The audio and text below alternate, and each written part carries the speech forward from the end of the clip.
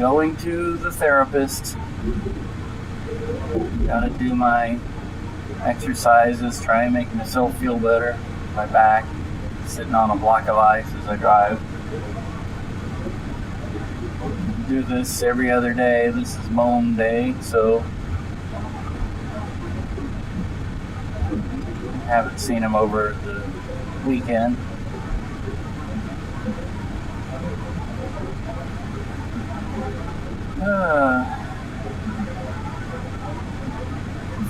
Fun. Well, anyway.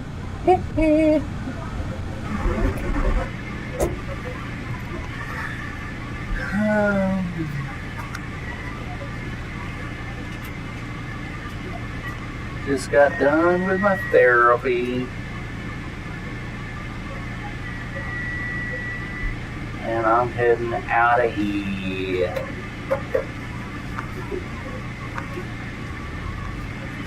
I think Cian is talking about going to see, take Jimmy to see Jim the Wonder Dog. Jim the Wonder Dog, well, I can't read it through the steering wheel. But, I'm wondering if, since it's Monday, a lot of museums close on Sunday and Monday. Which, unfortunately, a lot of people don't know until it's too late. They make plans and they realize, oh, the museums are all closed. You can't go out and do anything on usually Sunday. Monday sort of makes sense because, museums want to be open on Saturday at least, usually through the weekend, and to give their employees time off, they'll pick the days that are just kind of like slow days for museum tours or whatever. But if you're a tourist, you have vacation days, and sometimes a certain set amount, you don't always get to pick them. Like what happened to us in New York City in 2005. We bought a pass, $100 each. Well, it was $60 each. And it was supposed to get us into all the museums and all the rides, the tours at reduced rates. And if we went to a museum, we got to go to the front of the line and everything. The only day we could go out was a Monday, and everything was shut. So we wasted our money. We had very few things that we could go to. I think we were able to go, I don't know what we went to. It wasn't much. It was very disgusting. We left New York City kind of feeling like we didn't want to come back because, the people who sold us that pass didn't explain to us anything. They just said, oh yeah, this will get you into everything. Yeah, go on out. And they didn't get us into anything. I think the one thing we did was through our hostel. We stayed at a hostel in New York City, and they had a tour of Greenwich Village. So we did that. That was kind of fun. But, oh well. So you kind of live and learn. So I guess when we get home, if she hasn't done it already or she hasn't changed her mind, she's had to do that. We'll find out. Maybe we'll call ahead and find out if they're open today, if it's even worth the trip.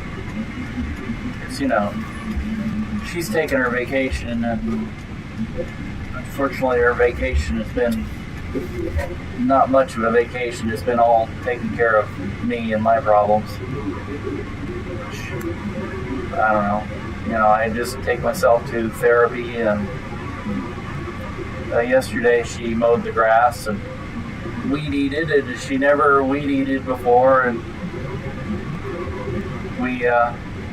we were told very sternly by my dad that we need to get electric weed eater, and I need to stop buying these big expensive toys. And I was like, well, I had already considered that before he even said it. Otherwise, if he'd said it just out of defiance, we wouldn't have got it. But we got the weed eater. It's only like $30, and it seems to work pretty well, and it's easy to use. The only thing is I hate weed eaters. I hate fishing line string things because that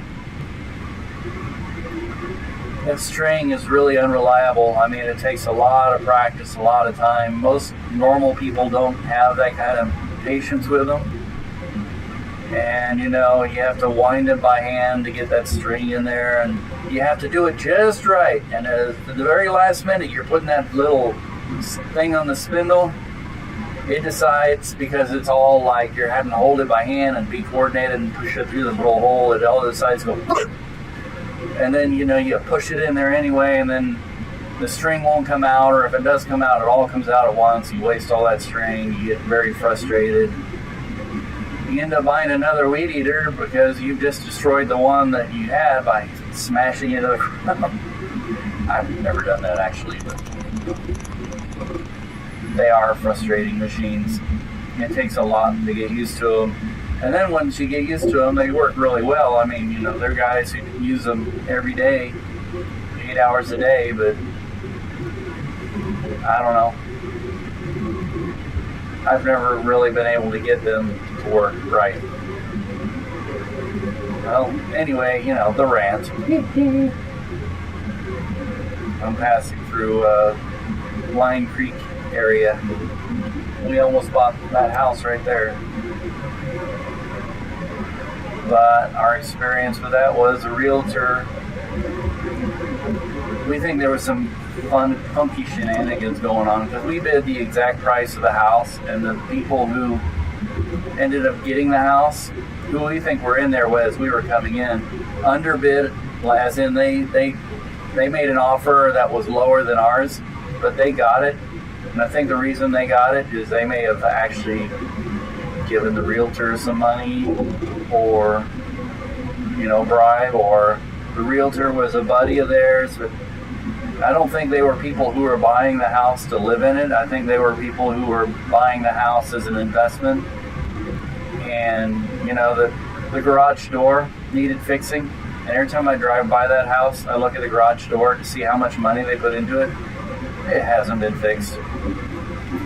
I think that kind of thing ruins the neighborhood, and and it's just, our realtor said that she thought the deal was crooked and she wanted to report the guy, but nothing ever came of it. Nothing really ever does. There's, it could be just me sour graping about it because we didn't get the bid on the house. Then later Sue-Ann said, I don't know if I really like that house anyway. I did. It was about the right size for us. It was the right style. Smaller than the one we're in now.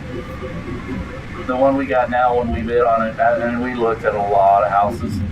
We looked at over 100. That's a lot for realtors. That's a lot of patience for our realtor who went with us. Excuse me. But when we got the one that we got now, she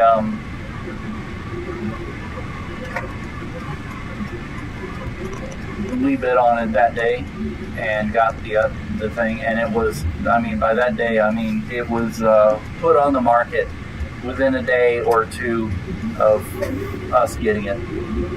We walked into it, and both the realtor and my wife walked into the kitchen, which, the kitchen is the most important part, and they both gasped with pleasure.